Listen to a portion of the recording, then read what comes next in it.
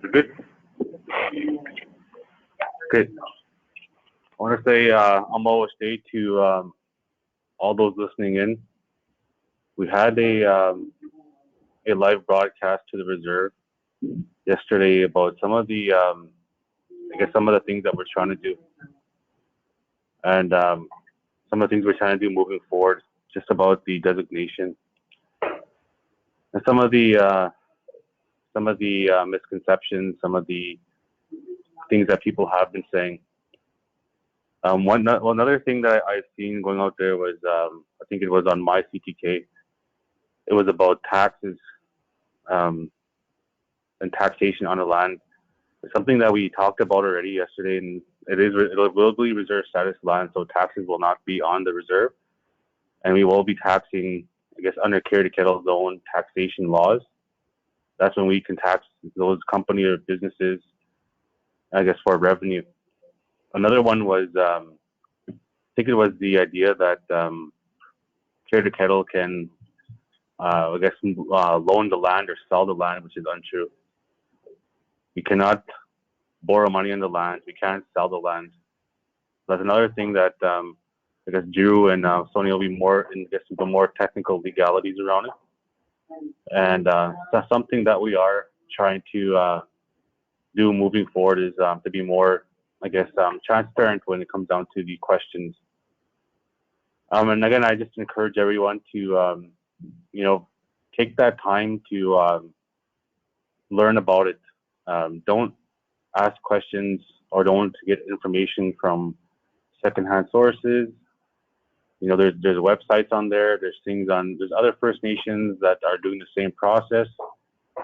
One of the things that I did myself was, ask other nations that are doing their designation on their properties. On some of the BC, some of the businesses, when you come into Regina, you see businesses like Ochapowace, you see Cowsis, these other businesses doing well for their band members, and all of that was done through the designation process. And something that it's about, like I said yesterday, it was about time for us to move forward on that. And when we look at this, I always said that this isn't for, the idea behind it isn't for our people, like for myself, the council. It's not for the people who are here currently. We look at what we can do for the ones yet to come. I always say there's no plan in place that we set forward that is 100%, foolproof. There's always going to be adjustments need to be made. There's always going to be things that can be changed, recorded, or whatever. And this is just the beginning. This is a 20 to 25 year project. This is a concept plan that's going to take many years. It's not something that's going to happen in a couple months. There's a long process behind what will happen. And even before this whole designation is done, the concept plan is completed, there'll be a different leadership sitting in front of you pushing that. And I hope, for myself anyways, when we do this, or we have the other leadership who will be here, I will support them in this designation, and I will support them in progressing our nation. And it's something that we need to do, not only as carry to kettle, but as for the ones yet to come. It's about their future, and this is just a beginning thing. And one of the questions that they had was, why are we designating lands in Cypress Hills? What are you guys going to develop out there? The purpose is not to develop something right away. The possibility, let's say the next leadership comes in, they find opportunity in Cypress Hills. It saves them the necessary reason to do designation, to designate land already. And so it'll already be there. And we save that step. We save that trouble. And we all talk about the need for all of us to push for our future for our kids. And everyone says that. Everyone says about how important it is for our children, for their future. And it's not about us. And we see a lot of words online.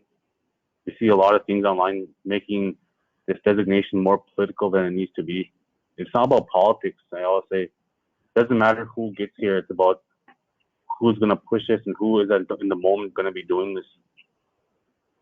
I know when I talked about this yesterday, the previous leadership who was here, who did the first designation, who started the process, they did the engagement sessions. They went around talking with some of the community members. They did those information sessions. So when I took over as chief, I looked at all the good things that designation did do.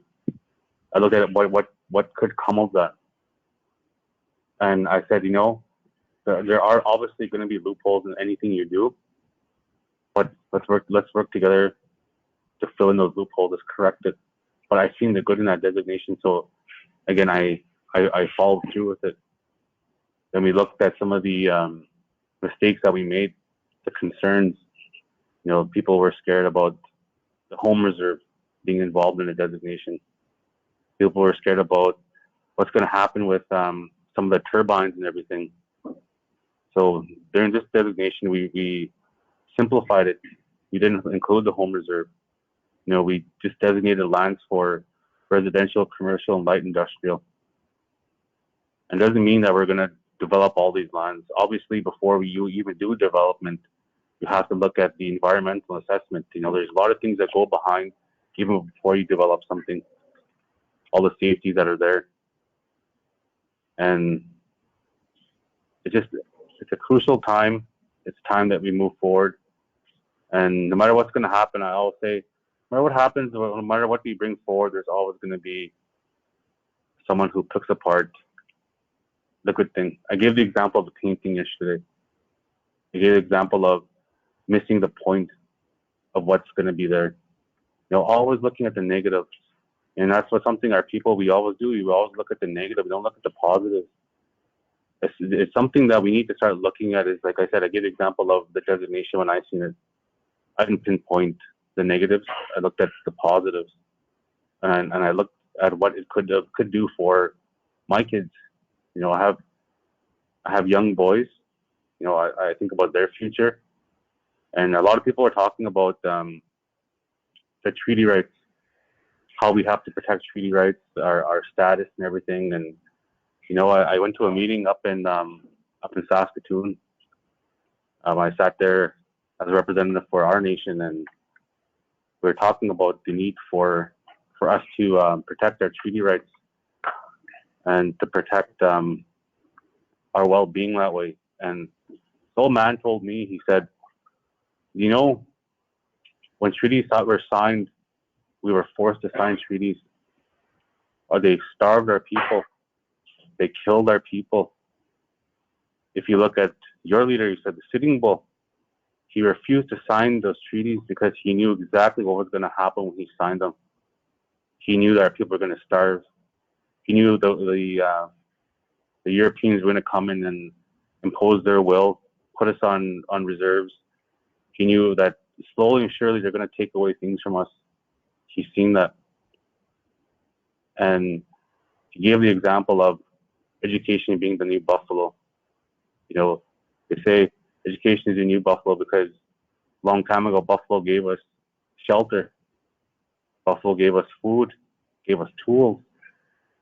Today, education gives us that. Education gives us those same things that buffalo gave us. And we need to start looking at a new world. This world is slowly moving into a new direction, and we have to move along with it. Yes, I always say I'm big on culture. I'm big on language. I understand. I get it. I promote that. Care to Kill has made leaps and bounds when it comes down to language. We see our own language being taught in the school. I've seen a beautiful picture of my cousin Chad Owach standing up teaching Nakota 10 as a recognized class in the Saskatchewan curriculum. That's amazing leaps and bounds we came across. We need to start moving in that same direction. And I just encourage everyone, take the time to understand what this is. Don't take misconceptions. A lot of people are saying our reserve is going to be turned into a municipality, which is completely untrue. You look at the First Nations Land Management Act, which compels things like that. But I said that's not what we're doing. This is only a designation. So with that, I just want to again thank everybody for being online. Again, I always ask your questions, please. If you have questions, if you have any uncertainties, just ask it. And don't be afraid to call us. Don't be afraid to text us. Our lines are always open. And just to be able to allow that, allow yourself to see the goodness. Because no matter what we push for, this isn't politics. This is about the benefit of our nation, the benefit of our future. So with that, I just want to thank you for listening to us, and I'll allow my counsel to say a few things. I don't want to go first.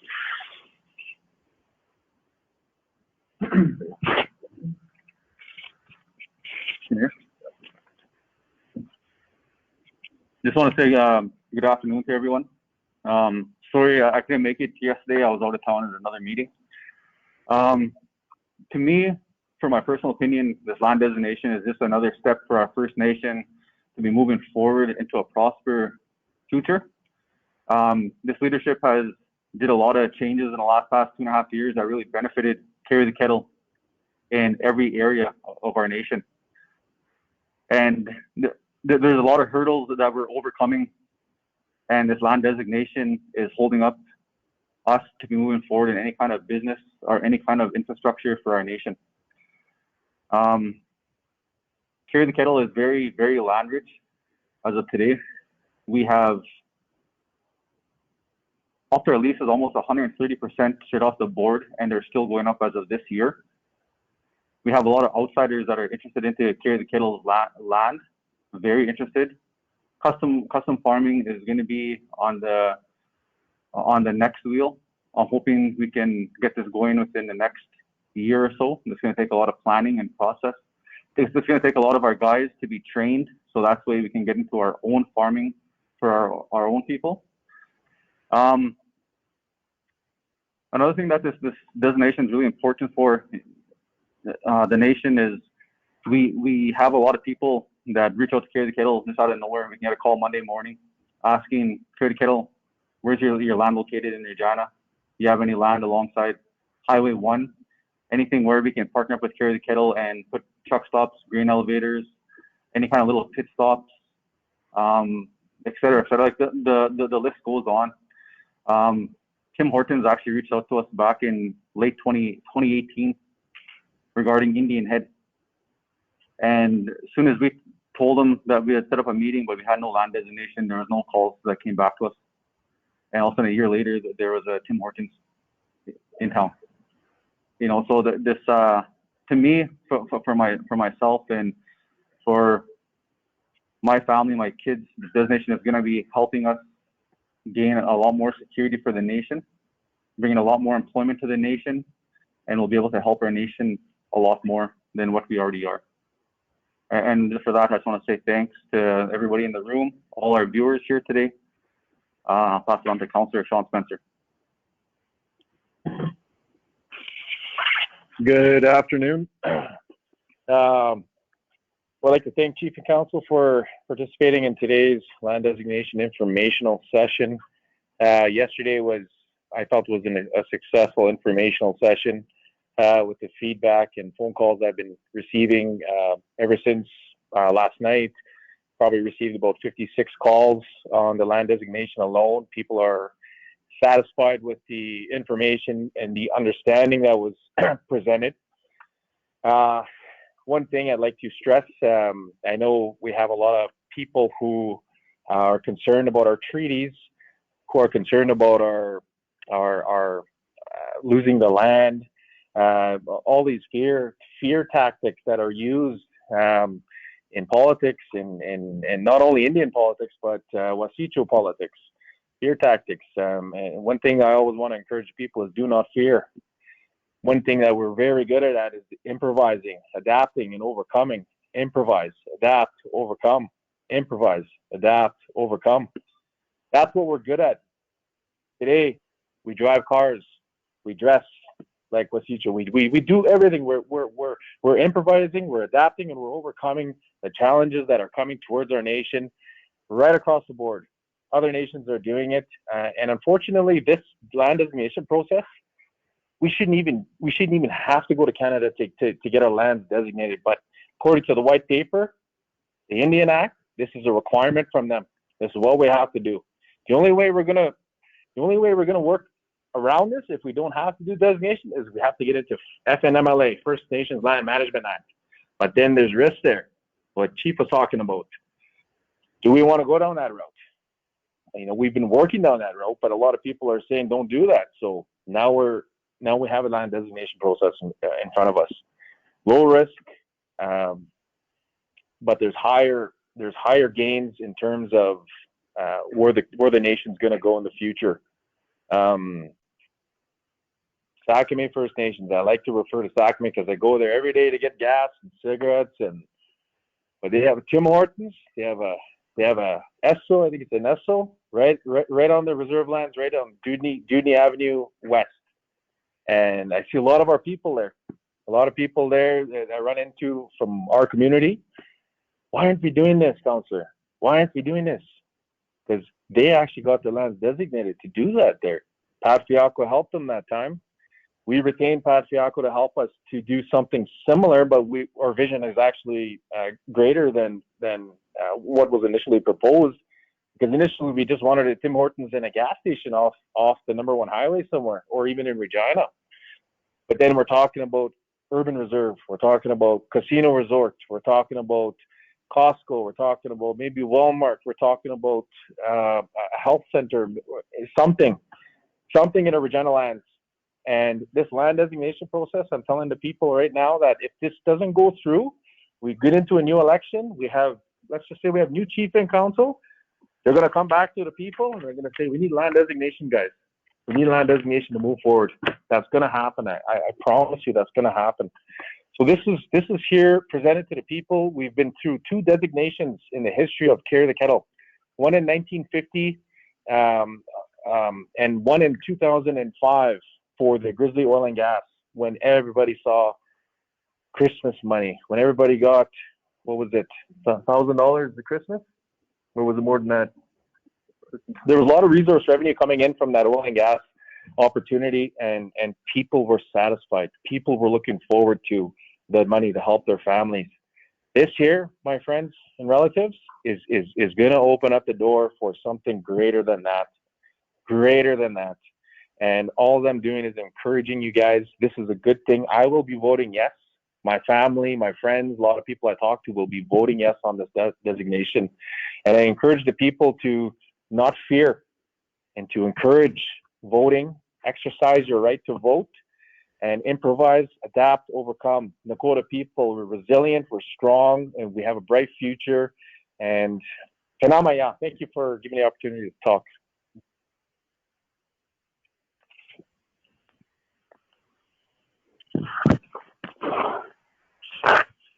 Good afternoon, everyone, and all the people that are listening online. I'd just like to welcome everyone. My thoughts on this is that this, what the previous chief and council is saying here, that it is the right steps that we are, but it is the first step that we have to go. We have to deal with them. We got to present this to the members. The members have rights to ask their questions and things like that too as well. So that's what we're here for. Anything that the misleading information that are out there, now is the time to ask where we can clear it up to everyone that's listening online, or it'll be posted online where you get the right clarification of everything. That's what's going to be presented here. So and like we bought this land for a reason. We didn't let it just to sit there and just drive over it and that's it. We bought it for a reason to get it developed for economic development for our members and our revenue for resources that we plan on putting there. Because a lot of people want to start their own business. We get requests from other people, and they want to open an urban center. That's a good opportunity for them. Like they'll be right here, and like I was getting requests for proposals for grants and stuff like that. People want to do that. So we've got a lot of educated people here at Kettle, and they want to do their own business, and why this is a great opportunity. If we get the land designated, they can have it here in Regina or other places that the land that we chose to get designated. You know, that's, I don't know, I just encourage you guys to get everything clear and all that, and take it back to whoever you guys talk to, and encourage them to vote yes on this. It's a good thing.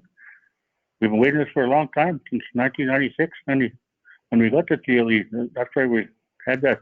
We bought land for a reason. This is a great opportunity for us. So, thank you very much.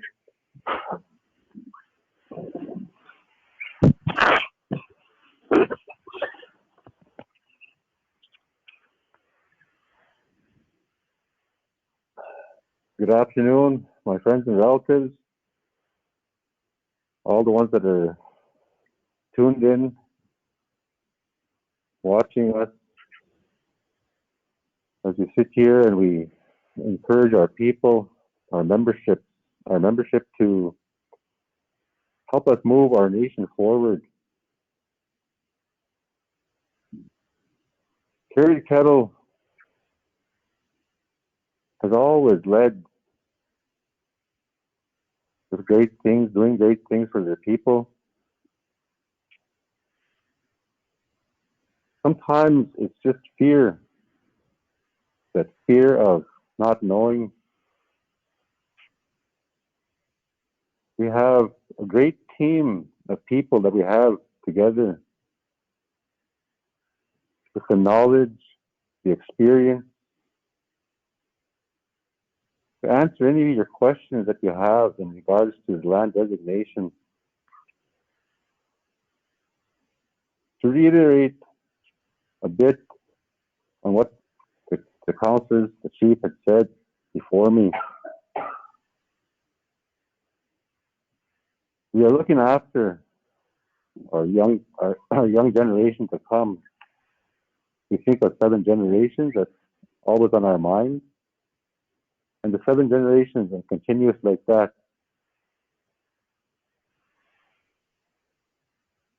When we started this project, it was from a vision that our leadership of the day, when they purchased that land, that they wanted to develop that land. They wanted to profit like everybody else. The Wasichus, the First Nations people that are already striving ahead, making moves ahead of Kerry Kettle in that area, designating their lands and profiting from those companies or businesses that we created on their land. So we took that vision, we got the feasibility study done, the business plans done, the concept plans done. We started our talks with the city of Regina, started our talks with the province. You know,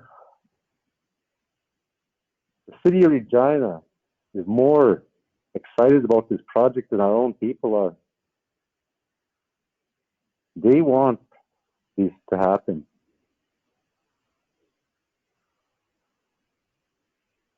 There's a lot of potential for all our members that are educated, that want to do business, want to start a business, need a place to situate their companies. The majority of our people live off the reserve, our urban members.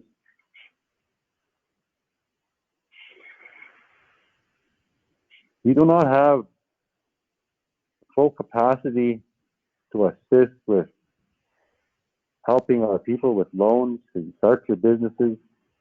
We don't have the full capacity to help them situate their companies. This will allow them that opportunity to get their lives started with the reason why they went to school or university to get their degrees. We tried hard to make sure everything was in place. All our protections of the designation.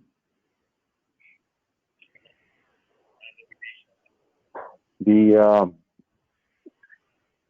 process of protection We have designation, reserve creation, protected under treaty. And then we have a major head lease that's going to be another protection for our people, for our land. When we do the subleases, all of that will fall underneath that head lease or the protection of our land. We won't lose our land. We tried hard to ensure that these protections were in place. Like I said, we have a great team of people that we rely on.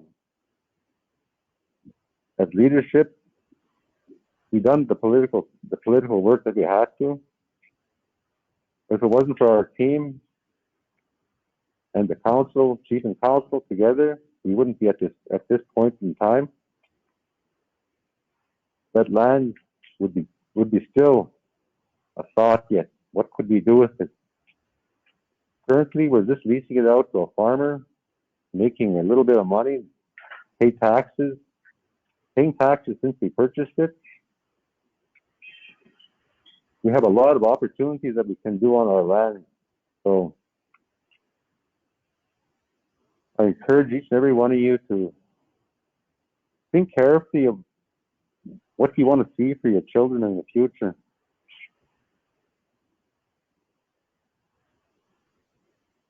We live on a 7x9, and then we have all the lands that we're purchasing under CLE. We're currently just leasing those out for agricultural purposes.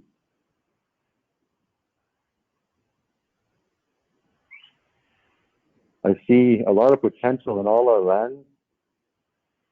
We can do a lot with our land. So the concerns that we had from the first designation that we tried, and that was only because we done that first designation because it was from past leadership who wanted the designation. We came in and we followed their wish. We followed what they had vision for our people. It didn't work. Our people were scared of a lot of things that they were uncertain of. 7x9, like the chief said, we took that out of the designation and we simplified it.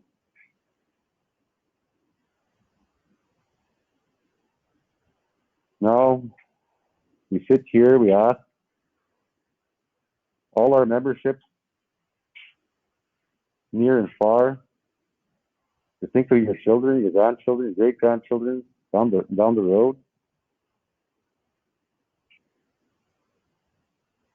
Let's do something exciting. Let's do something that's going to benefit our people.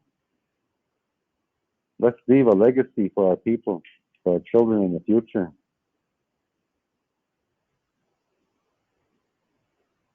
Once again, I'd like to thank each and every one of you for tuning in, the ones that came here today. I thank you for coming. The technical stuff, we have a team. What we can answer, we can answer. But that's what we're here for today. We need to work together to look after the future of our nation. We have 3,000. It's going to be more than that in the future. When we have more people in the future, we have to start thinking big. How are we going to look after all of those people? So with that, I'd like to thank you again for myself, the leadership, my family. Oh.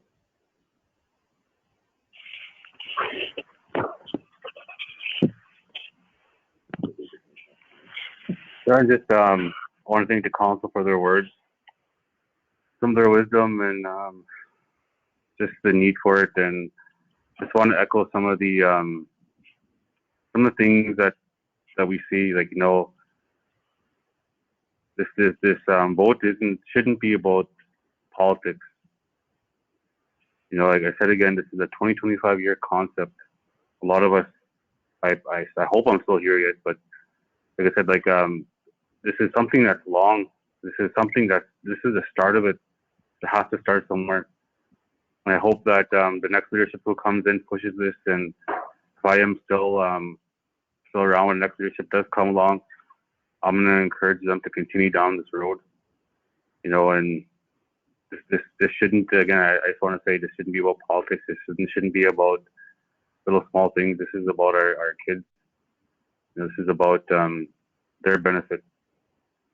And I just want to, again, thank everybody for listening. And again, like I know I've been taking a lot of calls for membership about just some of the comments that they've been listening to, some of the, I guess, gossip that you've been listening to on Facebook. And, you know, I thank them for calling me. Sometimes you may not like the things that I say, but at least I do answer it and I do talk. And I have those discussions with you. And I just want everyone to know that your vote matters, and your voice matters. You know, and I know a lot of us don't want to say too much, but just encourage everyone, like, you know, everyone matters. Like your voice matters, your vote matters. And let's push this designation. Let's get things developments on our lands. Let's continue down this road. But Sonia's going to come up here. She's going to do some of the legalities around the land designation. She'll explain more in detail what they are and some of the things there. She'll have her one of her partners there, Drew LaFond. He'll come in. He'll be more of the land designation lawyer, and he'll kind of explain the legalities around it. So other than that, like I said, like, our phones are always on. You know, if you want to sit down and have coffee, want me to come over and visit with you about some of these concerns you have, by all means call me, and I don't mind coming and visiting people. I know the council wouldn't mind as well. Again, following safety precautions, but again, well, you don't mind doing that. Whatever we have to do to be successful in the nation, we will try and continue down that road. So, thank you.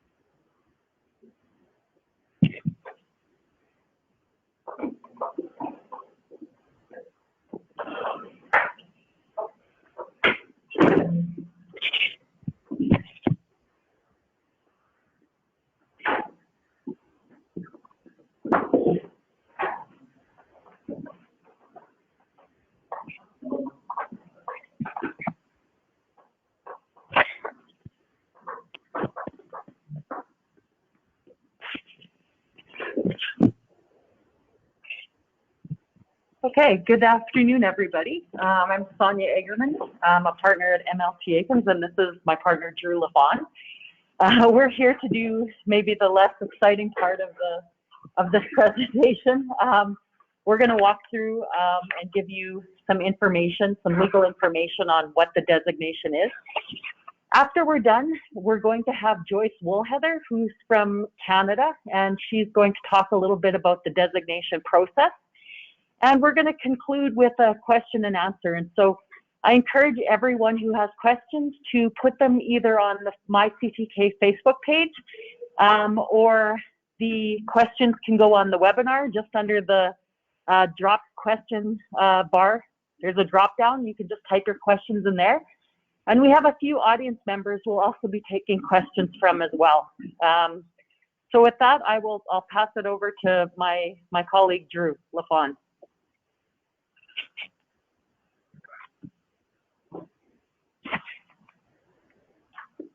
Good morning. Thank you for the invitation to your meeting here today. I'm happy to present to the members of the Carry the Kettle First Nation. My name is Drew LaFond. I'm a partner with MLT Akins. I've been working out of their Saskatoon office recently, and we've been retained by Carry the Kettle First Nation to advise not only the Chief and Council, but the members on the designation itself, what the potential implications are, and what the processes are to make the designation come to fruition. This is the second of two information meetings that were held. The first was yesterday, February the 26th, at the Carry the Kettle First Nation. Today we're going to be giving a meeting from the Regina location of the Sandman Hotel. You've already heard from your Chief and Council, but we've had Chief Radio Watch, Councillor Scott Ishapi, Councillor Sean Spencer, Councillor Conrad Medicine Rope and Morris passed up, give a presentation earlier today. We also have individuals who work very hard outside of council on this file. A lot of people, there's a lot of hard work and a lot of hours and a lot of coordination that's gone into this. And we just like to reach out and acknowledge staff members, Rainey Ishapi, who's the TLE manager, Jamie Medicine Rope, who's the lands manager, Joyce Woolheather, Chief Electoral Officer and a representative with Indigenous Services Canada. We'd also like to acknowledge Claudia Ishapi and Deanna Ryder, members of the Carry the Kettle Nation, who are going to be serving as deputy electoral officers for this. And we've also had assistance from Barry Ryder, who's a very interested and involved member of the Carry the Kettle First Nation.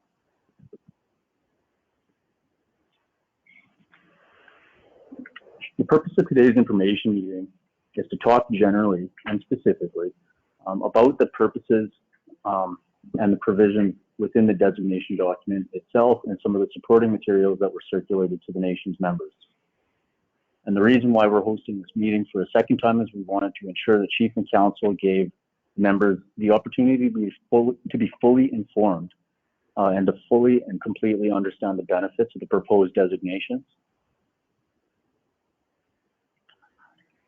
And we're here, and I'm here today to talk about the designations, and I'll follow the agenda set out in the PowerPoint presentation that's been circulated. So first, we'll start with an overview of the designations.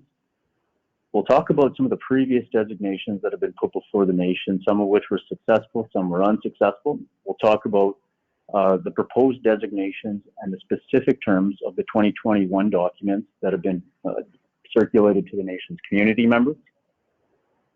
We'll talk about the process for the designation vote. And for this one, I'll go through some high-level details on this, but I'll defer to our colleague here, Joyce Woolheather from Indigenous Services Canada, to come up and give a presentation on that specifically.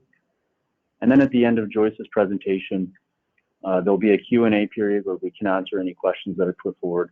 And I just want to emphasize that the questions, while they can be submitted to us on the webinar page, and we can answer them here today at the meeting, we can also field questions from the interested members who are here at the meeting in person.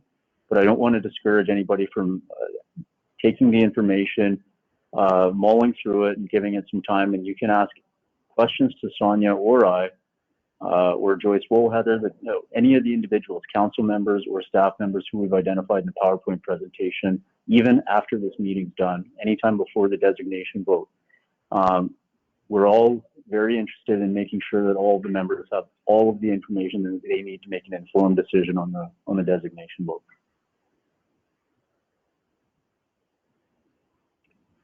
So we'll start with an overview of designation. Currently, Carry the Kettle's reserve lands are governed by the Indian Act, which is a document that's been in place since 1876, and it restricts how a First Nation can use its reserve lands. And there are provisions in the Indian Act which limit the way that reserve lands can be managed and place significant obstacles and restrictions on leasing those lands unless they have been designated. No right or interest in reserve lands can be granted until they have been designated.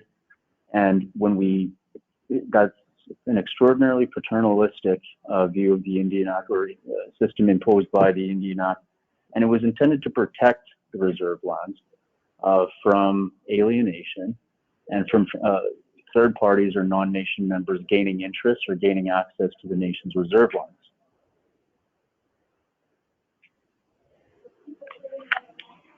So if there's a system in place for granting interest or granting leases, the question becomes, well, what is that system? What is it called, and what are the steps to achieve that?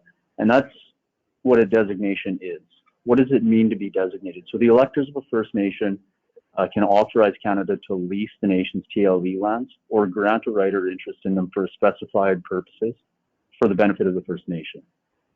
Now, the designation document will set out the conditions that Canada and Council will have to comply with when a designation occurs.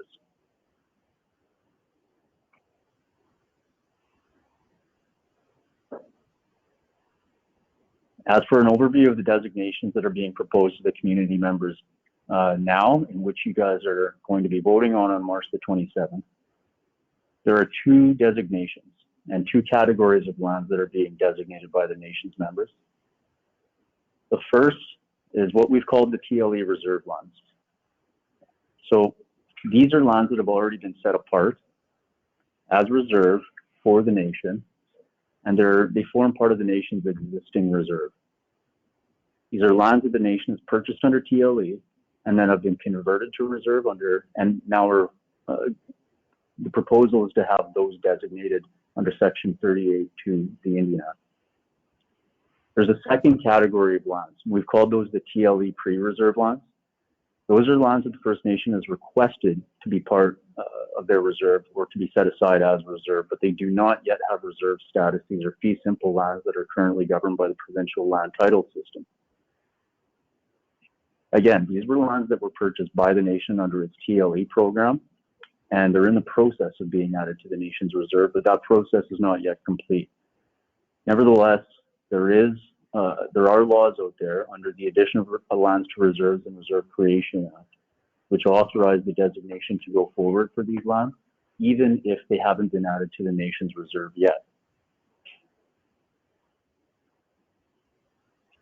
A brief note regarding the previous designation. So we wanted to underscore this point. We wanted to emphasize that this is not the first time that the nation has been involved in a designation process. There were at least 2 successful previous designations. The first was for a petroleum and natural gas interest in 1950, and in more recent memory, surface and oil and gas interest in 2005, what the nation commonly refers to as the Shackleton land. That was a successful designation that the nation members had voted in favor of. And from what we understand, and from with our communications with the nation's council and its members, the nation has benefited significantly from these designations, and they continue to be in force as of today's date.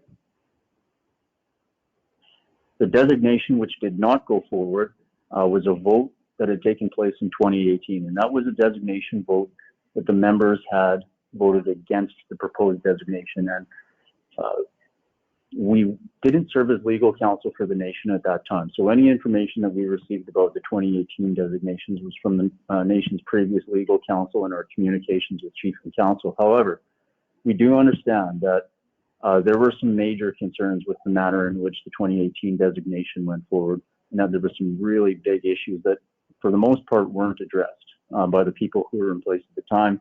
The main ones that were brought forward and what the nation and its council really wanted to address this go around was that the nation's home reserve lands are not part of the designation. Now, that wasn't the case in 2018.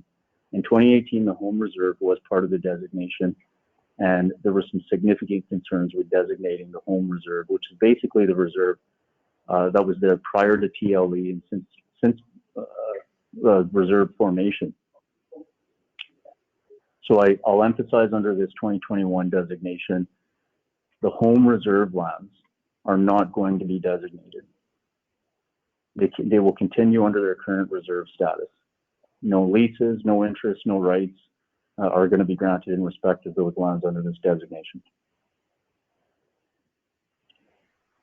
And that dovetails into the next point, which was the total land base that's being designated this go around. Now, anybody who was around in 2018 would have remembered that there was a significant amount of both surface and subsurface interests that were being designated. There were 5 separate votes that were put to the nation's members, and all 5 of those votes were voted down. Now, what the nation has done in this case is they've taken a much more strategic approach in selecting the lands that they want to designate, and they've ensured that the lands this go around are only those lands that were purchased under TLE explicitly for the purpose of development. TLE lands were acquired by the nation, I understand, and the long-term plan for these TLE lands was always to ensure that you can develop them, start businesses for them, and try to give a platform for the nation's members to benefit from.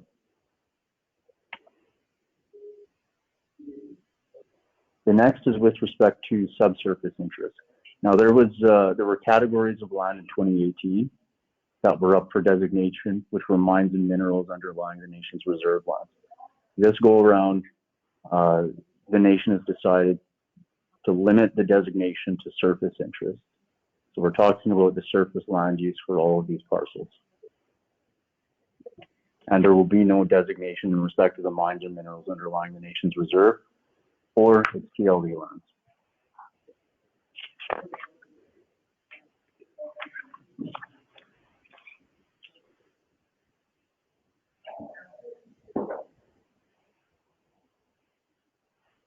So the nation's members became aware of the proposed details of the designations because they were posted in a notice of designation vote, and they were posted in various locations at various different times. So at the Nakota Junction convenience store, with a voters list, there was a notice of designation posted on February the 12th, 2021.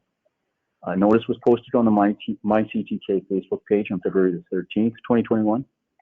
At the CTK Band Administration Office on February the 16th, 2021, and also at the Home Reserve at the CTK Medical Clinic, February 16th, 2021.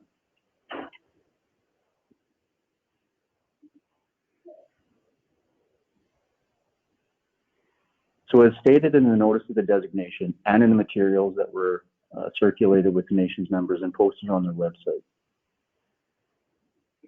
the purpose of the designation is for the long-term sustainable economic growth for the nation and its members.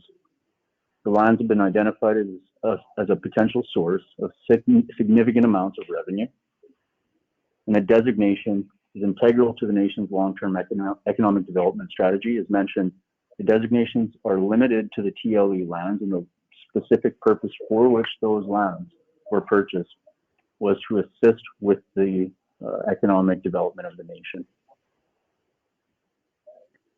As indicated previously, there are two categories of reserve lands, and we've, amongst the nation, its advisors, its staff, and the legal counsel and chief and council, we've assigned names to each of the parcels of land. But if we want to get into each specific parcel, there's plenty of information that you can look to for this. And when we get into the first category, that is the TLE reserve lands, those lands that are already part of CTK's reserve, there are 8,902 acres that are going to be put forward for designation. All of these have been set apart for the nation. Most are along the Trans-Canada Highway.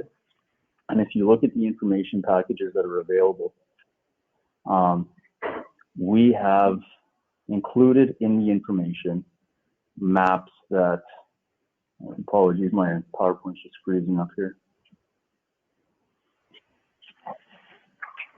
We've included maps that specifically outline in color the parcels of land that are going to be designated. Now, those parcels are set out in, they're interactive maps, so you can, if you need a copy of the maps that are a little bit more easy to navigate through, again, please feel free to contact Sonia or I, or members of Chief and Council or Joyce Woolheather. But for the time being, the maps that we have here in the presentation outline all of the 8,902 acres that are going to be designated or voted on March the 27th.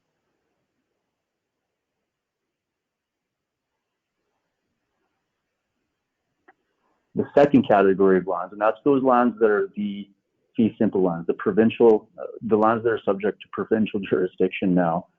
Those lands have yet to be added to the reserve. Now, the amount of lands that are going up for designation, 4,006 acres. Now, the combination of the two, the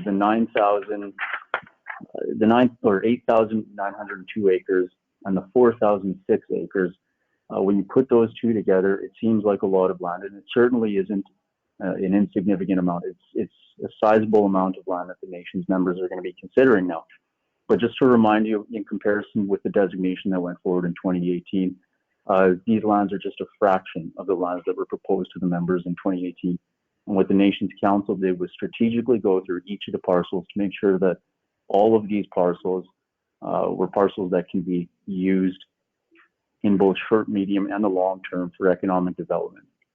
So the list is, while there is a sizable amount of land that's going before the nation as part of the designation process, it's a fraction, and it's not nearly as much as what was voted on back in 2018.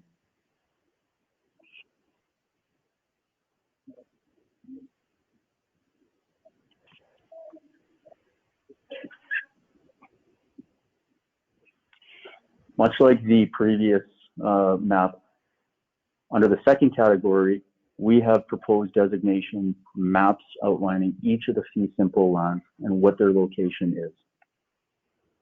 So the maps it's intended to be user friendly, and the maps are intended to give you guys a clear idea of where the lands are situated, their size, and their proximity to the home reserve. Now, if you want any more details regarding the lands themselves, i.e. the physical characteristics or the legal characteristics, we've also attached legal descriptions, acre descriptions at schedules in the information packages. And those are pretty lengthy lists, and they're very detailed. If you have any questions regarding those lists, please feel free to reach out to myself, Joyce, Heather, or Sonia. We'd be more than happy to answer any questions about the characteristics of the land that are going before the nation for designation.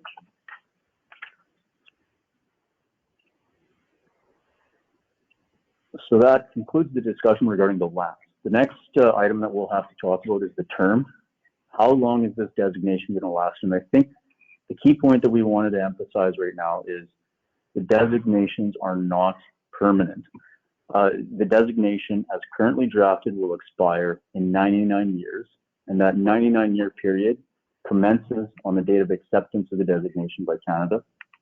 The reason why a 99-year term was chosen is because it encourages or it opens up and it gives flexibility to the nation to allow for investment or to attract partners to invest or develop their lands over an extended period of time. Now, 99 years might be a little bit too long for some people's preference, but that's why we have an instrument in the designation which allows council to revoke the designation all in its entirety or in part. So that means a couple things. The nature of the length of the term, i.e. the 99-year term, can be shortened at the request of Chief and Council in the future. So you can go from 99 years to 75 to 49, whatever the nation's members deem to be appropriate, if in the future it's decided that 99 years just isn't suitable or it's too excessive for the nation's comfort level. The other thing that means is the geographic area. So if in the future the nation's council decides that they don't actually require some of these parcels, or some of the projects aren't going to go forward on these parcels that are being designated, they can revoke the designation in respect to those parcels. As long as there are no mortgages or third-party interests registered against them, they do have that option. And again, all of this is just to emphasize that a vote in favor of designating the reserve land doesn't result in those lands leaving the reserve permanently. And in many cases, doesn't actually mean the lands are leaving the reserve.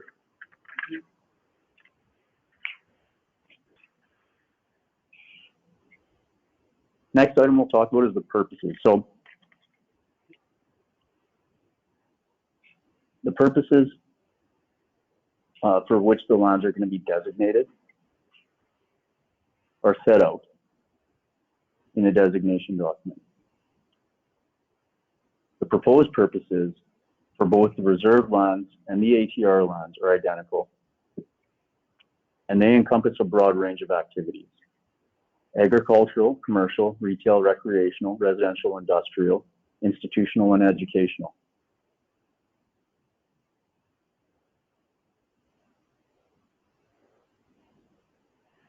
And just to illustrate what that could potentially encompass, when you talk about commercial and retail projects, we're talking about offices, retail complexes. Recreational projects, we're talking about parks, campgrounds, other resort developments or hospitality developments. Residential projects, obviously that would include housing, apartments, condominiums. Industrial projects could mean everything from wind, solar, renewable energy projects, the development of storage and warehouse facilities, or small-scale industrial and warehousing facilities. Institutional and educational projects, that can include schools and institutional or technical training institutes.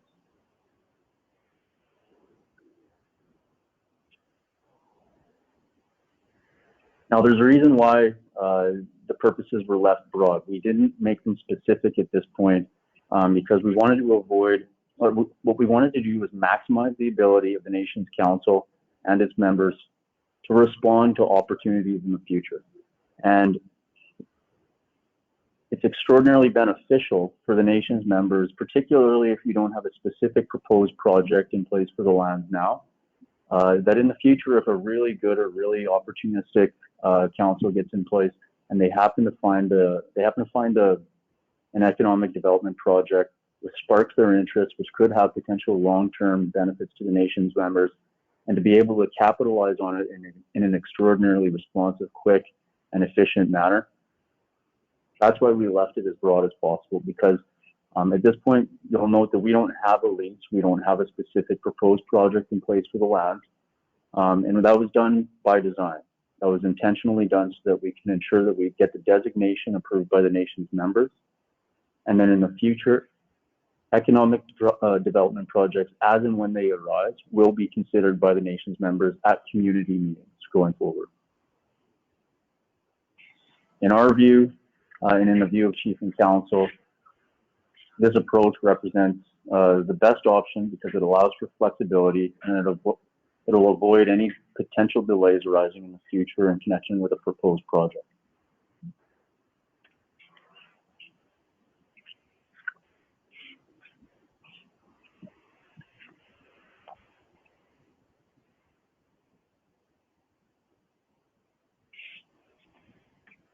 I've been told to speak louder, so I'll go.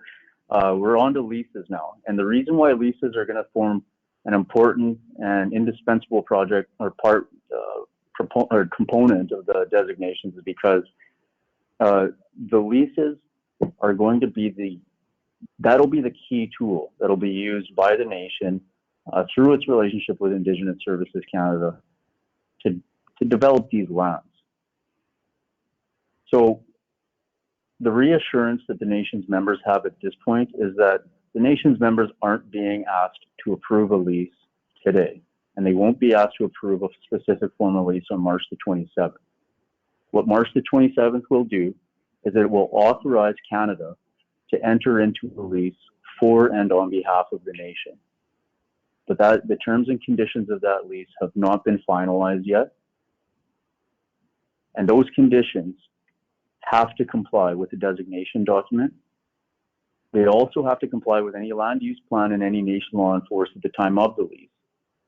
And that's a really important point we wanted to underscore, because the terms and conditions must be approved by council, and the terms and conditions must be approved by the nation's members at an information meeting. So prior to granting any lease, council has to hold an information meeting with the nation's electors, explain the key terms and conditions of the lease, and a majority of those individuals who attend at that meeting have to vote in favor of the lease before the lease can be executed.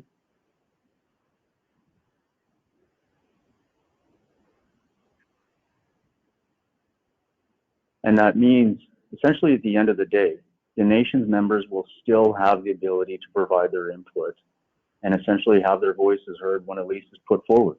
If there's a specific project that's going to be considered by council and they want to ensure that Canada leases the land for that project, that lease doesn't come into effect and it doesn't come into force until the members then had an opportunity to review it and vote on it. More importantly, once the lands are leased out, the lands do not form part of provincial lands. They continue to be part of the reserve. Once the lands are leased, they're not sold. There's no permanent dispossession of those lands from the nation, and the nation continues to be the governing authority over those lands. The nation continues to have the ability to enact land use bylaws over those lands. They can continue to impose property levies on those lands. They can, in addition to the land use plans, enact bylaws under the Indian Act or under any governing legislation that they would like. The nation is a government, the chief and council are its representatives, and they have the ability to exercise jurisdiction over these lands, even after the designation and even after these lands are leased out. Under a lease, the lessor will be Canada, but at all times Canada is acting entirely for the benefit of the First Nation. The lessees or the tenants, as mentioned by council earlier, will very highly likely be an entity, a company, business, or partnership that's entirely owned by the First Nation. And this is an instrument, this is a method by which the nation can take control of these lands through one of their businesses or one of their companies. And the nation, once it acquires a head lease over these lands, is for all purposes acting as the landlord of those lands because it can sublease those lands out to subtenants.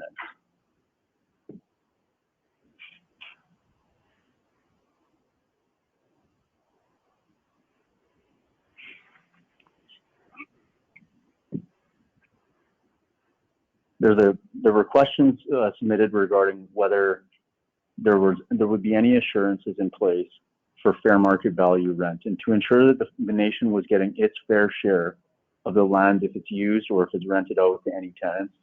And the answer to that is yes. The requirement is always that all leases have to be for fair market rent, and fair market rent is going to be determined by a qualified and an independent appraiser, and it'll be determined periodically. So that means that even if fair market rent on day one is fair and equitable for the nation, if for some reason fair market value goes up, and fair market values typically do, there will be periodic reviews to ensure that the fair market rent that's charged to tenants on the nation's land remains current and it remains enforceable, and it remains at the levels that should be, and that will ensure that the nation is fairly compensated for the use and occupation of the designated reserve lands. There's one big exception as to when fair market value will not be charged, and that exception is if the tenant is an entity that's owned by the First Nation. Because if the tenant is owned by the First Nation and that tenant is paying rent to Canada and that rent is going back to Canada, that's just robbing Peter to pay Paul. That's just a nation-owned entity paying money to itself, basically. And so what we do in that case is we acknowledge that, and we say that it makes no logical sense for the tenant to be charged fair market value rent. You can charge the tenant $1 for the term of the lease if it's wholly owned by the First Nation. And the caveat or the warning I'll put out to that is, if the tenant ceases to be 100% owned, so if the First Nation sells so much as 1% of its interest in that tenant, then immediately fair market value rent will become payable in respect of that land. And all of this is designed to ensure that when the lands are used and occupied by an entity or a tenant or a person that is not the nation or a wholly owned nation entity, fair market value goes back to the nation. Back to the point regarding permanence. A designation is not permanent. Same thing when it comes to the leases. A lease cannot extend beyond the term that's authorized by the designation. Every lease is going to have to expire at least 1 day prior to the expiration of the designation, which means the designation is in place for 99 years. You can't grant a lease longer than 99 years. And when the designation expires, every single lease lapses as well.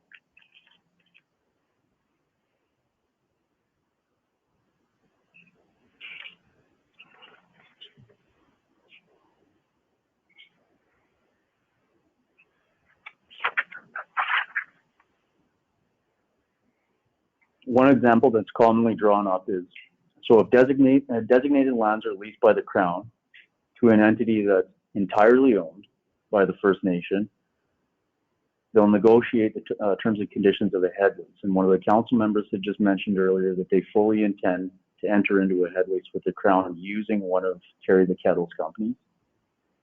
And then that company, once it has that head lease in place, essentially serves as the landlord, and it could enter into negotiations for subleases. And under each of those subleases, fair market rent will be paid up to the nation-owned company. And those tenants will operate businesses on the designated lands. We've included an illustration for you, for members out there who are visual learners, but this is a general structure. And again, this isn't prescribed, and this isn't set out under the designations as being mandatory or required, the nation's members will always have the ability to determine in the future whether they want this type of structure. But that being said, in the vast majority of cases, this is what a head leasing structure will look like. The first lease goes to a nation-owned tenant, and then that nation-owned company will have the ability to lease all of the lands to any tenant, whether it's First Nation owned or non-First Nation owned. But the key component there is the benefit is that the nation is still in the driver's seat. The nation-owned company gets to determine the terms and conditions of the subleases, and they're basically the masters of their own destiny even after designation.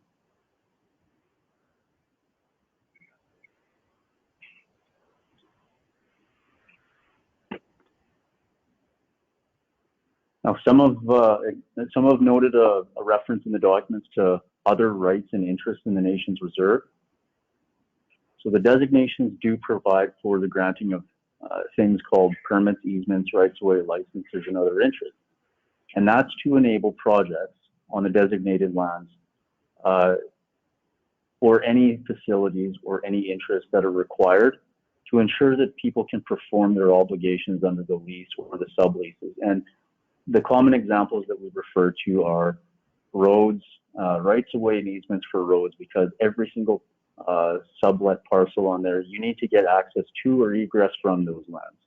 Somebody has to get there and get out. And in order to do that, you need roads. To service the parcels, you're going to need utilities. So water, natural gas, electricity, all of those things are going to be required.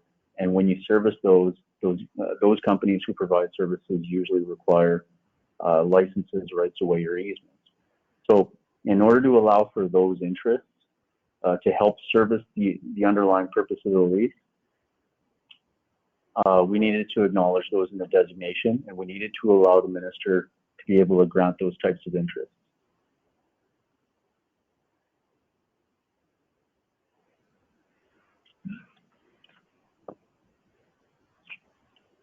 So the terms and conditions of all of those rights and interests, so the permits, the easements, and the rights-of-way, those all must be approved by council.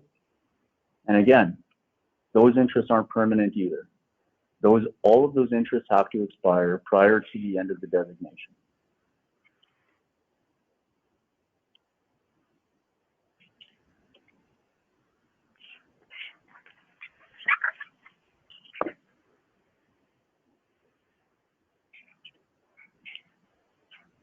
And a very big question that came from a lot of the members who attended yesterday's meeting was assignments and mortgages.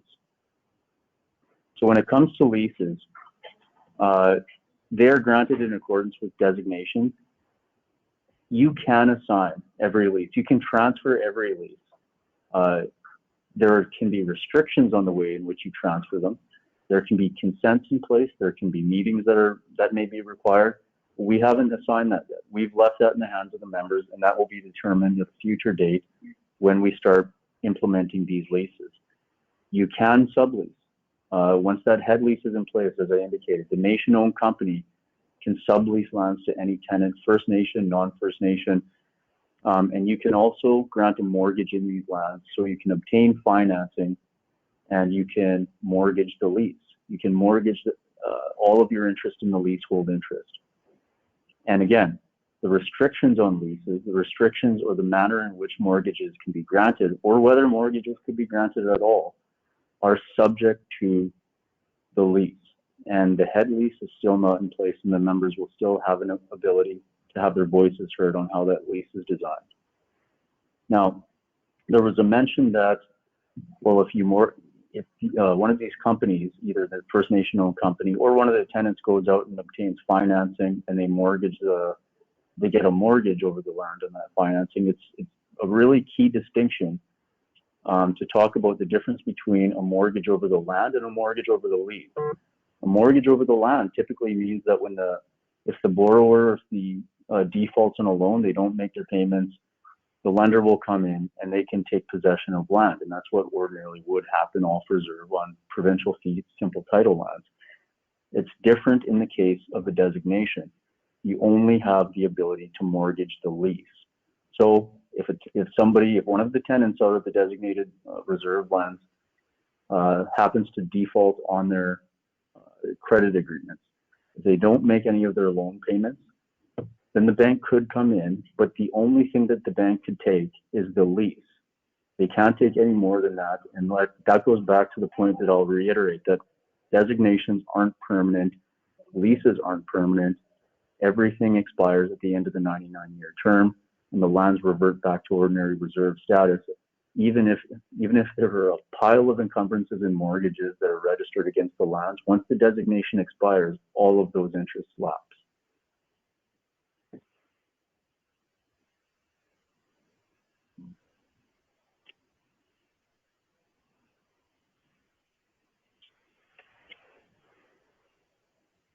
And the next point is with respect to any rent that's generated under the land. So any rent that's paid up to Canada under the head lease, that's paid to Canada solely for the use and benefit of the First Nation. And Canada will use those monies to be transferred over to the nation as revenue monies. So any of you who are familiar with revenue monies, they can use for the use and benefit of the First Nation for basically any purpose that benefits the nation as a whole.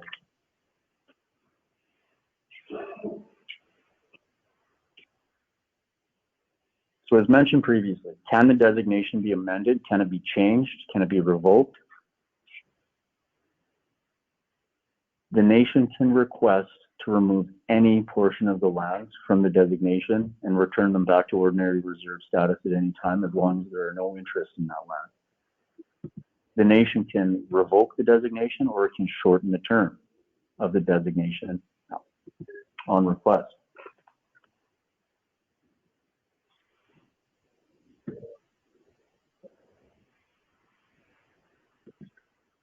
And another major question that was asked yesterday, which there was quite some discussion about, was existing interests.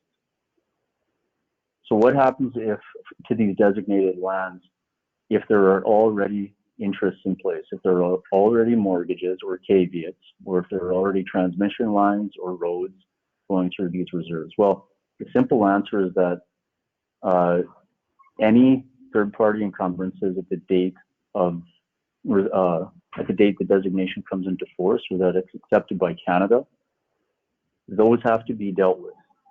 They don't simply disappear.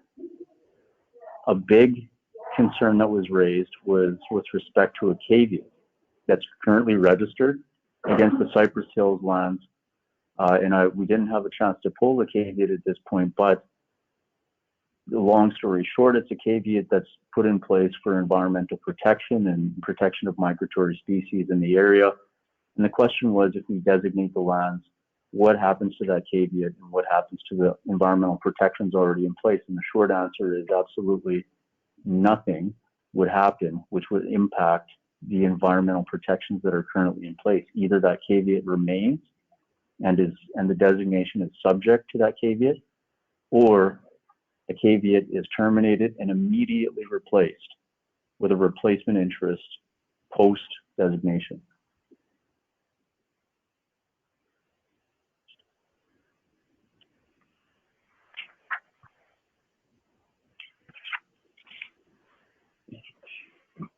To summarize, the designations will allow the nation's reserve lands to be leased and developed at the nation's option and with the approval of the nation's members. The designation will not extinguish the nation's interest in the reserve lands. These will continue to be reserve lands, and at the end of the designation, they will go back to the reserve. The nation continues to have the ability to enact bylaws and to enact land use plans in respect to the lands. And lastly, the designation will not be permanent. This is not a permanent surrender, and this is not a permanent sale of the reserve lands.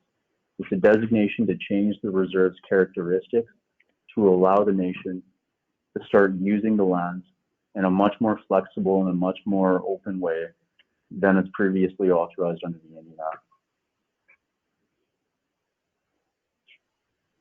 And again, for the visual learners, we've set out Hopefully, again, what we think is a user-friendly chart, but a process that illustrates that when the members vote in favor of the designation, Canada will accept the designation, and for the 99-year period, that will provide a window for the nation to use those lands for economic development purposes.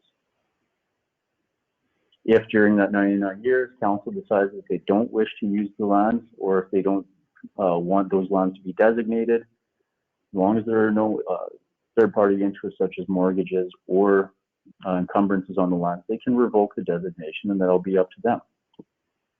And then at the expiration of the 99-year period, lands revert back to common ban lands.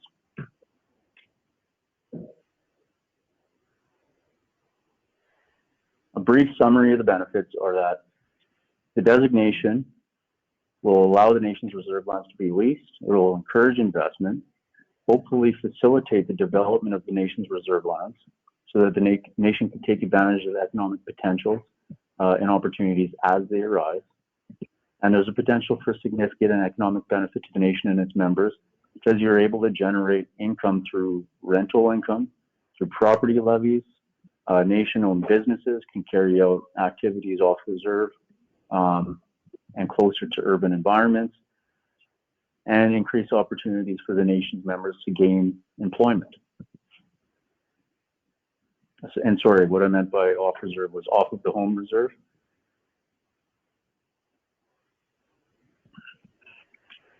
What can these profits be used for? Well, as indicated previously, any rental income generated and paid up to Canada will be deemed to be revenue money. Those can be used for housing, culture, education, health, recreation, seniors and youth and environment, and any other purpose that benefits the nation as a whole or that could benefit the community as a whole as well. So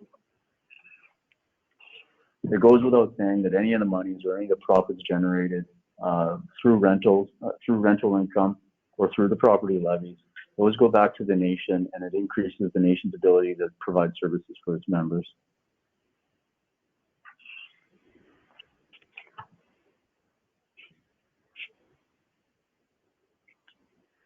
Other benefits include, well, the benefits of voting in favor of the designation on March the 27th in the way that we propose includes avoiding additional designation votes in the future.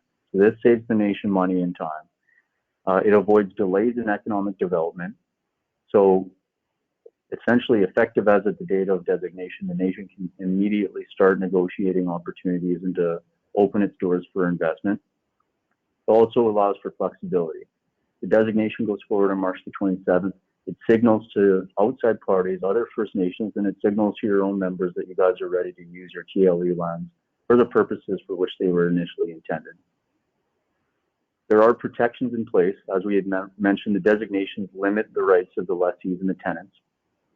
Canada always has a fiduciary obligation to ensure that the designated lands are used in a way that best serves the interests of the nation, and that's in accordance with the designation document that you guys have all had an opportunity to receive and hopefully review.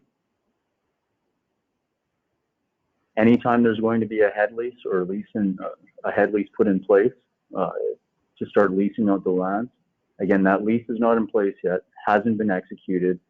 When it's ready to be presented to the members, it will be at an open band membership meeting at which the members will have the opportunity to vote.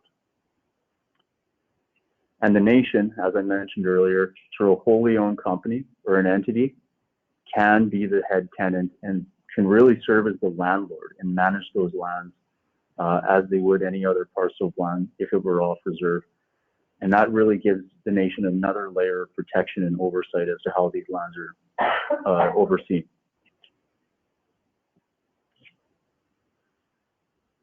So that summarizes my discussion on the designation themselves, designations and the substance of the designation. We'll get into the process for the vote, and I'll just cover off some high-level details, and then I'll have to invite Joyce Woolheather to the table here so she can give a presentation about the details leading up to the vote and how you can vote remotely. So right now, the vote is scheduled for March the 27th, 2021. It'll take place 9 a.m. to 8 p.m. at the Nakota Oyate Education Center at the nation's home reserve. be eligible to vote, you have to be a registered member of the Carry the Kettle First Nation on its ban list, and you have to be 18 years of age or older. There will be 2 ballot questions put before the nation's members. As indicated, there are 2 categories of land. So the question is whether the surface of the TLE reserve land should be designated and whether the surface of the TLE pre-reserve land should be designated.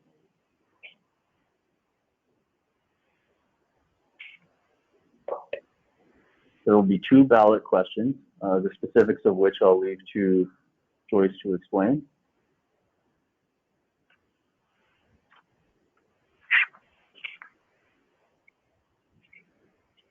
An elector doesn't have to vote the same on both questions. They can vote yes to both, no to both, yes to one, and no to one. So the threshold that needs to be met in order for the designation to be approved is that a majority of the electors, a majority of those individuals who participate in the vote have to vote in favor of the designation. So you don't require 50% of the nation's members to show up. You just need 50% of those individuals who show up on the day of the vote to vote in favor of it. You can vote in person. You can vote by mail-in ballot. Mail-in ballots were sent to the nation's off-reserve members. However, on-reserve members can request a mail-in ballot from the electoral officer or any of the deputy electoral officers if you don't want to vote in person or for health and safety reasons. You think that might be more appropriate. We've given you the option as an on-reserve member to do both.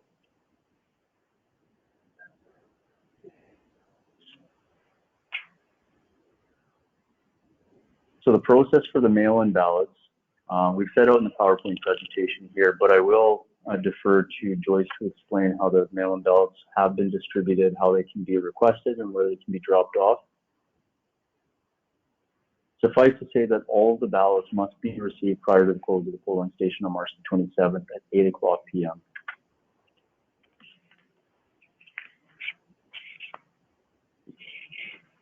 There will be an opportunity for in-person voting, and that will be on March the 27th, and it's going to be, in-person voting is going to be carried out in accordance with provincial public health orders. The Carry the Kettle First Nation has passed a bylaw under Section 81 under the Indian Act that we've referred to as the CTK Pandemic Referendum Bylaw. And what we've indicated in the bylaw is that when you go to vote in person, masks are going to be mandatory. There will be requirements for 2-meter social distancing, mandatory self-assessment tools and temperature screenings, disposable masks and hand sanitizers will be provided at the facility. Transparent protective screens will be set up between the electors and the electoral officer and the deputy electoral officers. Any person who fails to comply with the bylaw will be denied entry into the polling station, but may still receive a mail-in ballot and may drop the mail-in ballot off at the polling station.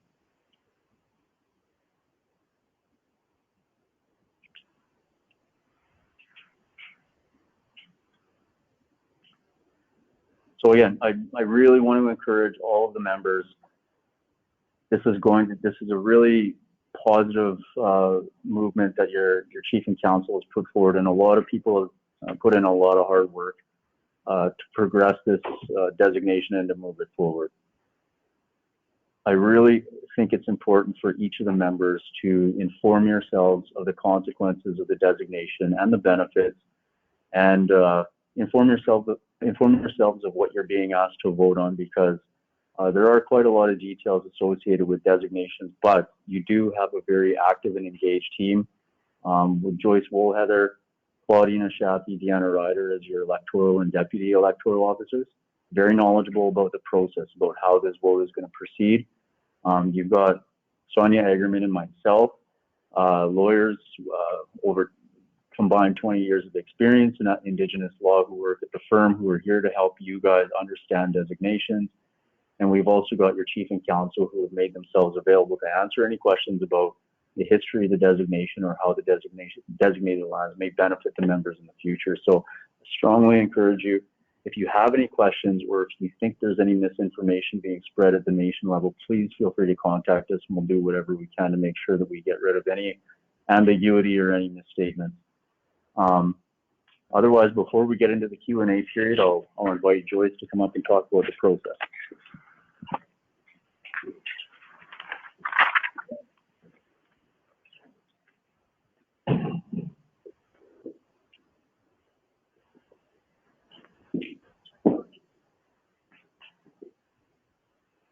Yeah, the screen. Yeah.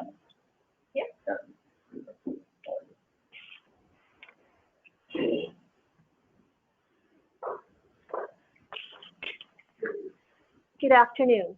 My name is Joyce Woolheather, and I work at Indigenous Services Canada. I have been appointed as your electoral officer for this designation vote. My role is to conduct the vote as set out in the Indian referendum regulations. I will briefly go over the voting process and how to fill out the mail-in ballot. Members who are 18 years of age or older, as of March 27th, 2021, the day of the vote, are eligible to vote in this designation. The notice of vote and voters list were posted at the Nakota Junction convenience store on February the 12th, and at the Band Administration Office and the Medical Clinic on February the 16th. If you find that a voter has been omitted from the list, incorrectly listed, or that a person not qualified to vote has been included in the voters list, you can advise the membership clerk. Okay, sorry. It's hard to talk with this mask on too. And so if you find that somebody's name is not on the list or should be on the list, please contact either the membership clerk or myself, and we will look into following up and amending the list. There are two methods to vote. You may vote by mail-in ballot, and you may vote in person at the poll on the day of the vote. The polling station will be in the Nakota Oyate Education Center gym on March the 27th from 9 in the morning till 8 at night, but you can only vote once. There are information packages available on reserve from the Deputy Electoral Officers, Claudine Ishapi, Deanna Ryder, Rebecca Ishapi, and Holly Parisian, as well as from Sherry Ishapi at the Regina Urban Office. You can hand deliver your sealed ballot envelope to one of the Deputy Electoral Officers at the Band Office, or to myself today, or at the polling station on vote day. Please contact Claudine Ishapi or Deanna Ryder to make arrangements to drop off the ballot envelopes on reserve. So, as Drew mentioned, there are two ballots.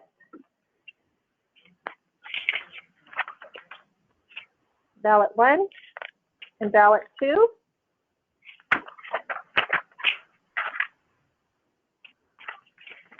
So to complete the ballot, you would mark an X, check mark, whatever mark you want to use, but without identifying yourself.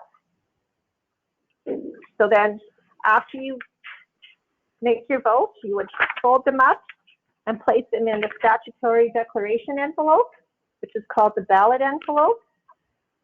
And then make sure all the information on the ballot envelope is completed correctly. You need a witness who has to be at least 18 years of age, and they need to fill out their information as well.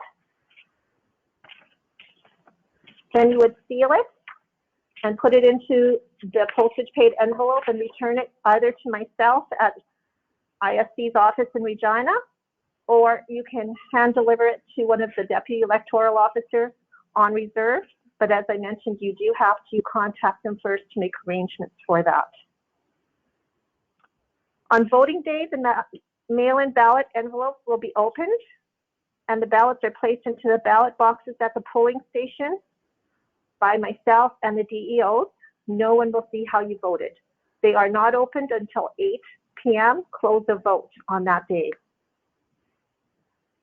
If you are voting in person at the poll, check in and the DEO will check to ensure a mail-in ballot hasn't been received and will then check your name off the voters list and hand you the ballot. The vote is conducted by secret ballot. You cannot vote by proxy, which means that no one can vote for you. If a voter receives a ballot that is improperly printed, stained, or if a voter mismarks his ballot, the voter can request a new ballot from the DEO or myself. The original ballot will be marked void and will not be counted. The DEO or a DEO can assist a voter in marking the ballot if requested to do so. An interpreter may also assist if required. The ballots will be counted right after the poll closes at 8 p.m. the night of the vote. The count can be viewed by any member of the First Nation and will be held in the Nakota Oyate Education Center gym. Please keep in mind that Carry the Kettle Nakota pandemic guidelines and provincial COVID-19 guidelines will need to be adhered to regarding the number of people in the room at any given time, and that social distancing must be maintained.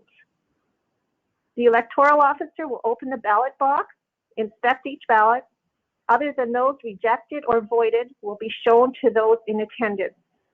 Voided ballots are not opened or counted, and rejected ballots cannot be shown as the voter may be identified. A ballot will be considered rejected if the intent of the voter is not clear.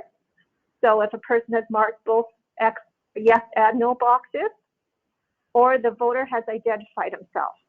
Initials or your name on the ballot will void the ballot. A number of individuals will have tally sheets to ensure the count is accurate. A large tally sheet will be placed on the wall so that everyone in attendance can see how the vote count is proceeding. This is a simple majority vote, as Drew mentioned. To consider this a yes vote, 50% plus one of those who vote must vote yes. This means that if 200 votes are cast, there must be at least 101 yes votes to have a successful vote. There is a review procedure. An elector can request a review of the referendum by the minister if they believe that there was a contravention of the Indian referendum regulations that may affect the results, or there was a corrupt practice in connection with the referendum. A request for review of the referendum shall be made by forwarding the request to the minister by registered mail addressed to the Assistant Deputy Minister within 7 days after the day of the referendum, accompanied by a declaration containing the grounds for requesting the review and any other relevant information. For further information on the appeal process, please refer to the Indian referendum regulations. The DEOs will be accepting ballots, sealed, and declaration envelopes. If you would like to vote before March 27th, please contact Claudine or Deanna to make arrangements to get ballots and to drop off the ballot envelopes at the band office. You can also mail in the ballots to the Regina ISC office with the prepaid postage envelope provided in the package. I will also be accepting ballots today in the sealed envelope. Does anybody have any questions?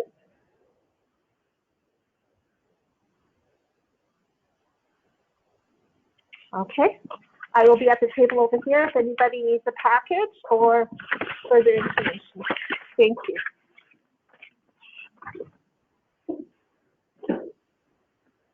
Thanks, Joyce.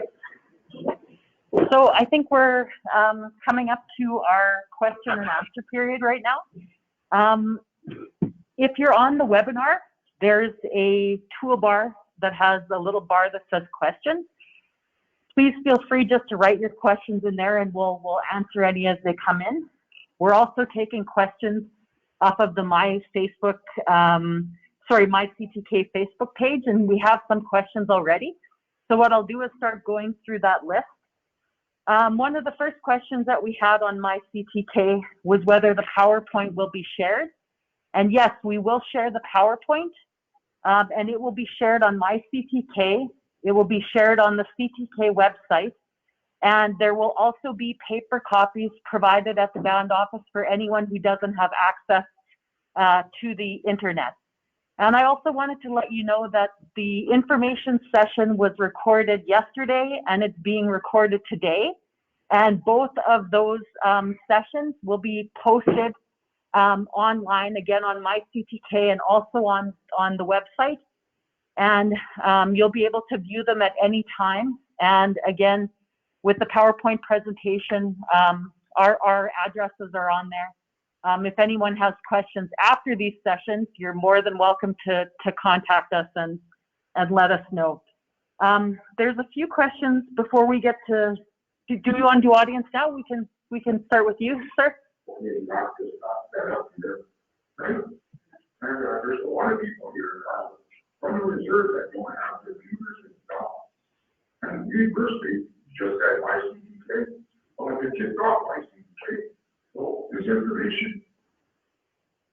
care somewhere else.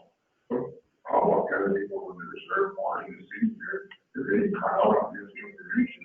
And like you said, this is good information, it should be going along. Yeah, so what? So just to go get help, like that. Right. So for those that don't have access to my CTK, the CTK website is an open site. And so they'll be able to get any information off of there.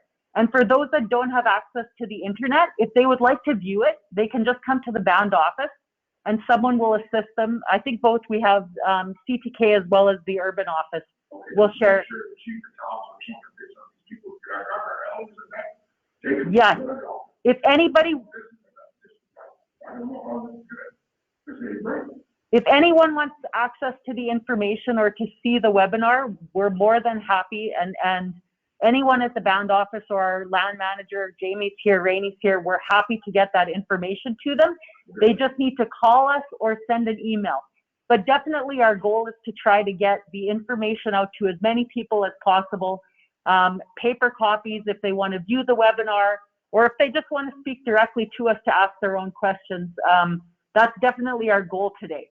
And so even today, if you have names, if you want to leave the information with Drew and I, we're happy to take your number and, you know, keep in contact with you and get you the information however we need to.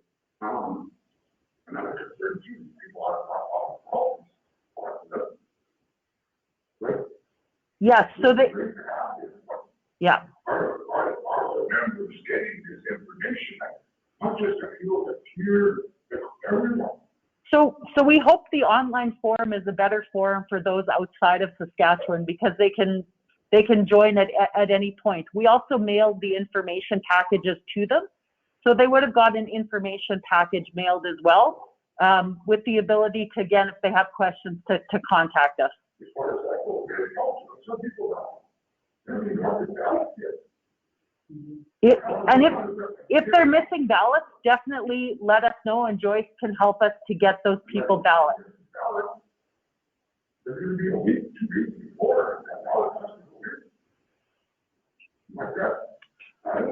I'm going to let Joyce answer that question for you. If they contact me at any time, when they close the vote date, I will hire the post that and provide prior to post answer.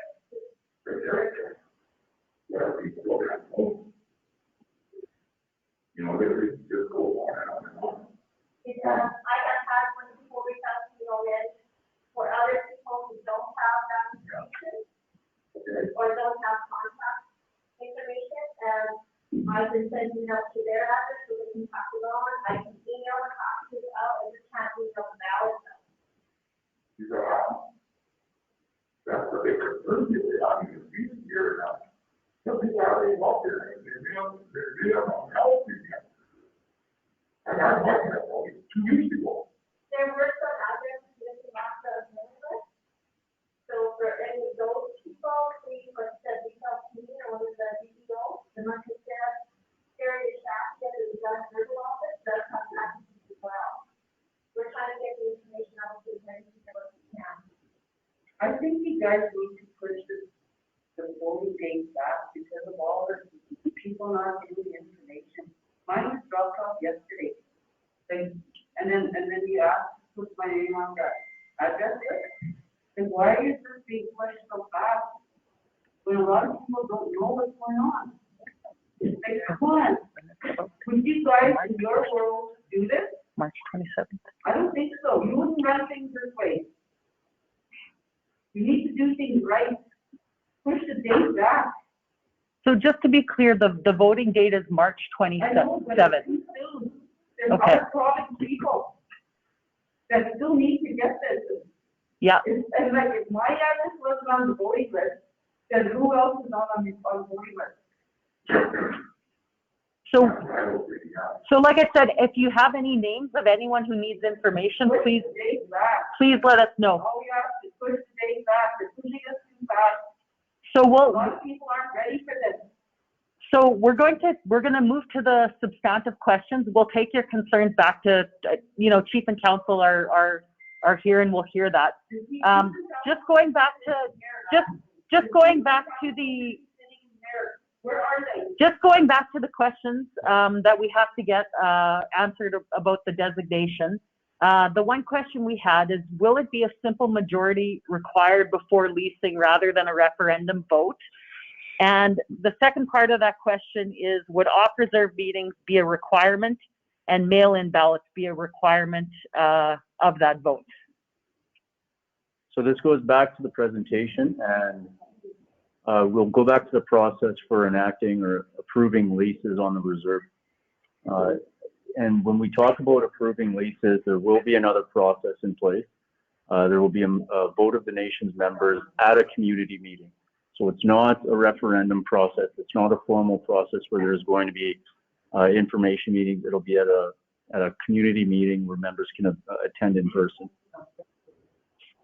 And I think there's a question in relation to that.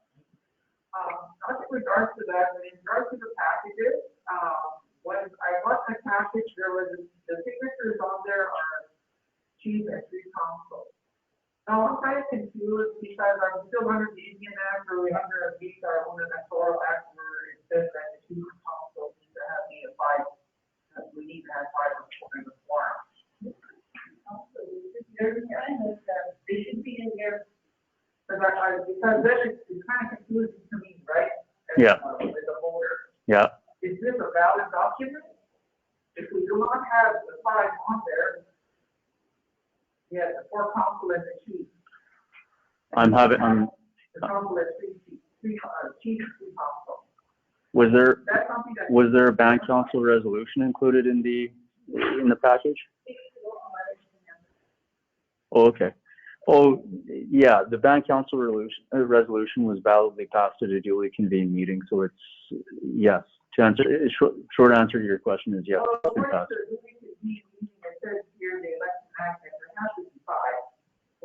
And there are 5 signatures. There are 5 signatures on the bank council resolution. But not where this package was. This problem happened before what she's talking about. They there was a meeting about a year ago, and what she's talking about, it wasn't even a legal document. They tried to add this. What she's talking about is just document again. A legal document has to be signed with the proper signature. So the question for those who are attending the meeting virtually is, was the bank council resolution properly signed when it was distributed to the members? And our response to the question is yes, the bank council was passed at a duly convened meeting. Okay, I'm going to move on to another question that's on my CTK. So this question says, the CTK land use plan identifies Cypress Hills as a protected cultural land. Does this designation pose a threat to the protective nature of the objectives and policies applied to those lands through that plan? I believe a majority vote is identified within the land use plan as a mechanism required to change this land use. So back to the presentation, and this was one that was raised yesterday at the meeting on the home reserve, and the simple answer to the question is that the designation will not impact environmental protections that are currently in place in respect of the Cypress Hills lands. And more importantly, the nation has the ability, continues to have the ability, to pass land use plans for environmental protection in respect of its designated lands. These lands are still reserve lands and they still belong to the Carry the Cattle First Nation. Okay, and I have another question here from the My CTK page. It says, if this vote goes through, does Chief and Council need our vote in future designations? I'm thinking maybe that... No, so if this vote goes through, the designation will be in place for the list of lands that are in the designation, and that will be in force for a term of 99 years. If there are going to be any other leases, this goes back to the question that was raised earlier. The leases will be considered an open meeting of the nation's members, and members will have the ability to vote in person on those leases. Okay. Yeah. Okay. Was it the last question that? Okay. So the question was, or the last question was, will there need to be additional votes in the future? And once this designation vote takes place on March the 27th, and if the members vote in favor of it, The designation will last for a term of 99 years. There will be no further votes to approve the designation. If there are concerns in the future with the designated lands, and if they don't have projects on those lands, or if the council members wish to revoke all or a portion of the designation, that will be a possibility. And any leases that are going to be enforced, or any head leases that are going to be enforced in respect to the lands going forward, those will be considered and presented to the members at an open meeting, and the members will have the ability to vote on that lease in person. Okay, we've got 2 more minutes till our webinar closes at 3. Do we have any? We don't have any questions on the webinar. I don't see any here. I have one question. Okay, so this designation vote, I've been hearing rumors of payouts and stuff. Is that why they're going to be voting yes, because there's going to be a payout? So the question that was asked was, are people being asked to vote on the designation because they're being paid out? I have no information on that. I haven't received any information to confirm that. It's definitely not part of the designation vote that we're here to talk about today. Right, we're here to field the legal questions on designations today. Yeah, so I think we have to. I think we're done at 3 o'clock. Our webinar will be closing, and if there's any further questions, we would ask that you follow up with Chief and Council, and you're also welcome to follow up with. You can follow up with us. With us, you can follow up with Joyce Woolheather as well if it's process related, and also the deputy electoral officers, Deanna and Claudine. Yeah. So those are, and again, also if there's access to information missing, or if you need ballots or any other information like that, definitely contact Joyce. Maybe you would be a good person to start that ball rolling, and Joyce will be able to help you. So with that, we want to thank everybody for their participation today. And again, this webinar will be posted on the My CTK site as well as the CTK website, along with the PowerPoint presentation. Thank you, everybody, for the opportunity to present at the meeting today. I'm happy to answer any questions that you guys have outside of the meeting. And again, the webinar is closing. Thank you for making us feel welcome in Treaty 4 territory, and thank you for having us. And that's it for the webinar. Thanks.